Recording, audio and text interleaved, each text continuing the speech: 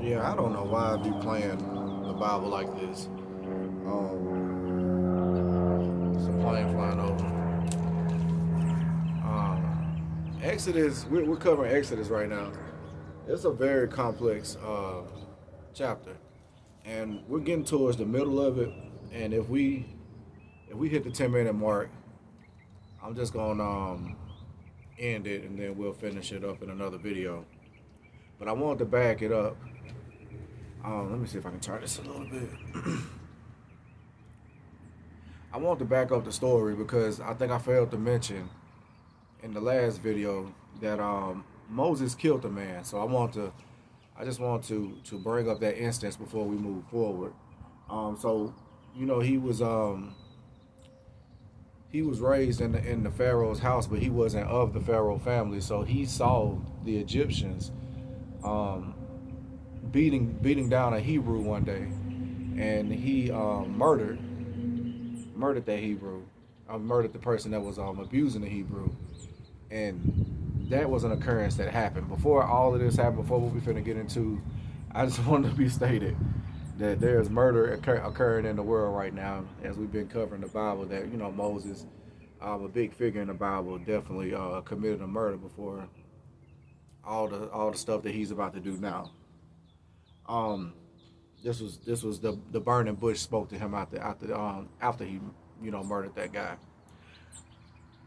Inconsequential. I just wanted to make sure I hit that point while I'm covering Exodus. Um, so at this point, Pharaoh is letting Moses and his people go.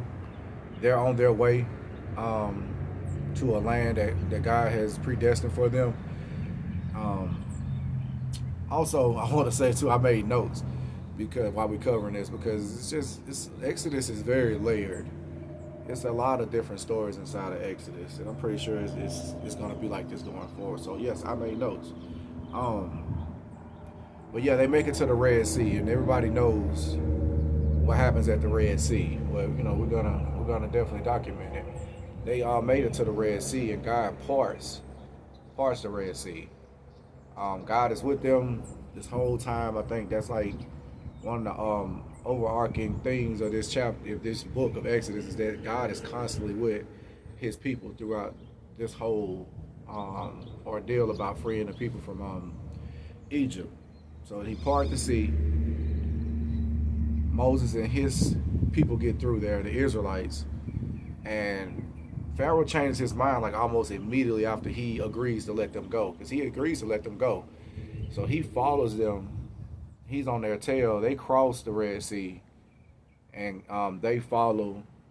Pharaoh follows into the parted sea after Moses and the Israelites with his army. As soon as Moses and his people cross that Red Sea, um, God God closes that sea again, and Pharaoh dies and his army dies, and Moses and his people are free to continue heading toward that promised land that was appointed to them. So um, after that, Moses and the Israelites they head toward they go through the desert. They're headed toward the desert. The Israelites they get tired, they get hungry, and they start reminiscing about when they were slaves and getting murdered back under Pharaoh's rule, from which Moses saved them from. And they was telling Moses that they kind of miss being back under the oppressive rule of the Pharaoh. They like, we weren't hungry, we weren't thirsty, back when we was going through this. So they was going through obviously hard times, and a lot of the Israelites they were breaking during this time, and God was with them again. I think that's what I'm saying. The more I go through the chapter, the more I read, is just God is with them. God is with them. So He hears them being tired. He hears them being hungry, and He feeds them. And He waters them. He gives them something to drink. He feeds them, and they stop complaining after that. Because He provides them. So everything's fine. They make it to Mount Sinai after that. That's a historical place in the Bible, Mount Sinai. Um, Moses Moses heads up to the mount. He asks the people to. I think God just wants a personal talk with Moses again, because he's the chosen one at this point. He's chosen to do this mission from God. So he goes up into the mountain to speak to God, while his people are at the base of the mountain waiting for his return. He While he's up there, he establishes with Moses the Ten Commandments. He establishes Moses with the covenant between him and the people. He kind of just give Moses the rundown on what's supposed to be going on, like what are the rules, that they should be following going forward. Detailing their responsibilities and their relationship with God, what it's supposed to be. Also, God gives them instructions on building a tabernacle, which would be a worshiping space for God, which it will be his dwelling place on earth. God's dwelling place on earth. He's instructed Moses and his followers, Israelites, to build him, or whatever help Moses can get, to build him a tabernacle. Is very specific. I looked it up. He wanted so many cubic inches. He wanted so much length. He wanted so high. He wanted carpets on the inside of it. God was very specific on how he wanted the tabernacle built. Like I said, it was a place meant for worship of God for the Israelites. So I looked this up too. Moses was up there for 40 days and 40 nights. I'm pretty sure that's significant, because that's the same amount of time that God flooded the earth for back in the story of Noah that we covered. I think he flooded the earth for 40 days and 40 nights. Moses was up there in the mountains with God for 40 days and 40 nights. While he was up there, while he's up there with God, going over all these different things, the Israelites, they grew impatient, and they kind of veered away from God. Not kind of, they did veer away from God, and they created a golden calf to worship, which violates the first commandment, thou shalt not have no gods but me. Blatantly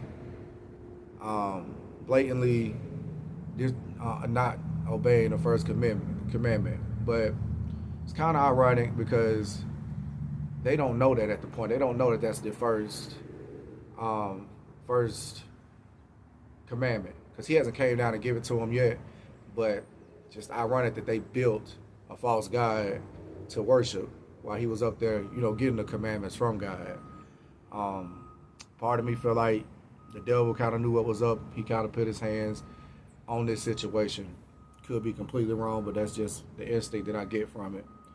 When Moses came down and saw that what was going on, he destroyed the tablets and he destroyed the golden calf. And 3,000 rebellious Israelites were killed. I'm pretty sure God killed them, because we got proof that he flooded the earth and killed those people too, on the earth that were not obeying him. So it says here that 3,000 rebellious Israelites were killed by God, I'm assuming. Moses eventually acted as a mediator between God and his people, and convinced God to once again, forgive them and to renew their covenant with God. So God felt that their covenant was broken at this point.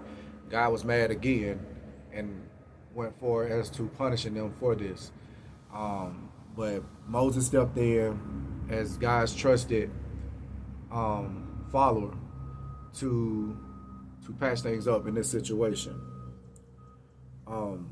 After that, Exodus ends with the tabernacle, Exodus ends with the covenant being renewed between Moses and his people, and that tabernacle that they were talking about, it getting built fully and being completed. And God chose to dwell among the Israelites. This was his earthly dwelling place. The tabernacle was built. There was a new covenant, which was the same covenant. It was just how you just renewed, basically. between them. And it's a happy ending for the book of Exodus. And I didn't know if we were gonna get through it. It took 10 minutes, but that's how the book of Exodus ends. It has a happy ending. Exodus is a very layered book. Exodus, I put here, Exodus is illustrates, which I've been saying throughout the video, that the constant presence of God among His people. I think that's the idea that Exodus wants to get across. That God is always with His people, no matter what. He's constantly present. He's constantly seeing everything that's going on. He sees the oppression. He sees the situation. He sees the misbehavings of His people, and he's also willing to step in to rectify any situation he feels he needs to. So that's Exodus. Finished it in two videos, which ain't bad. Next video, we're gonna get into Leviticus. Don't know what this is about. I have not touched Leviticus yet, but I'll be ready when I make the next video. Peace.